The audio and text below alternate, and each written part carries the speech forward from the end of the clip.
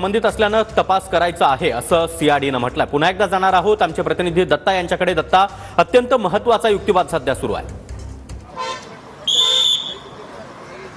नक्कीच सागर, केच्या जिल्हा व सत्र न्यायालयामध्ये अत्यंत महत्त्वाचा युक्तिवाद या ठिकाणी सुरू असल्याचं आपल्याला पाहायला मिळतंय।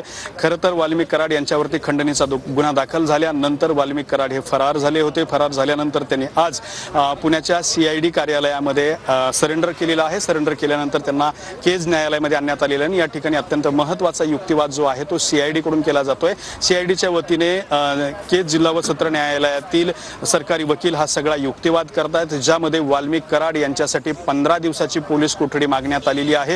ही 15 दिवसाची पोलीस कोठडी मागत असताना काही महत्त्वाच्या बाबी सुद्धा पोलिसांनी समोर आणलेल्या आहेत, ज्यामध्ये संतोष देशमुख यांची जी हत्या झालेली आहे त्या हत्या प्रकरणामध्ये वाल्मिक कराड यांचा सहभाग आहे का नाही याची तपासणी करायची असल्याचा दावा पोलिसांनी केलेला आहे। त्याचबरोबर संतोष देशमुख हत्या प्रकरणातील जो मुख्य आरोपी आहे सुदर्शन घुले, हा फरार जो आरोपी आहे तो आरोपीला जर पकडायचा असेल तर वाल्मिक कराड यांना कोठडी दिल्याशिवाय पकडणं शक्य नसल्याचं सुद्धा पोलिसांनी सांगितलेलं आहे। सुदर्शन घुले हा कुठे गेलेला आहे, नक्की त्याचे काय स्टेटस आहे हे वाल्मिक कराड यांच्याकडून कळू शकतं। त्यामुळे सुदर्शन घुले यांना अटक करण्यासाठी सुद्धा वाल्मिक कराड यांची पोलीस कोठडी हे महत्त्वाची असल्याचं सुद्धा सांगितलं गेलेलं आहे।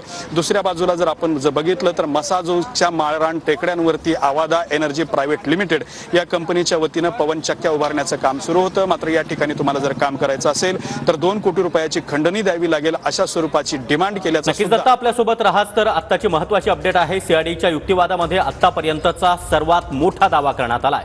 संतोष देशमुखांची हत्या खंडणीचा वाद हे या दोन्ही घटनांचं कनेक्शन असल्याचं सीआरडीने म्हटलंय।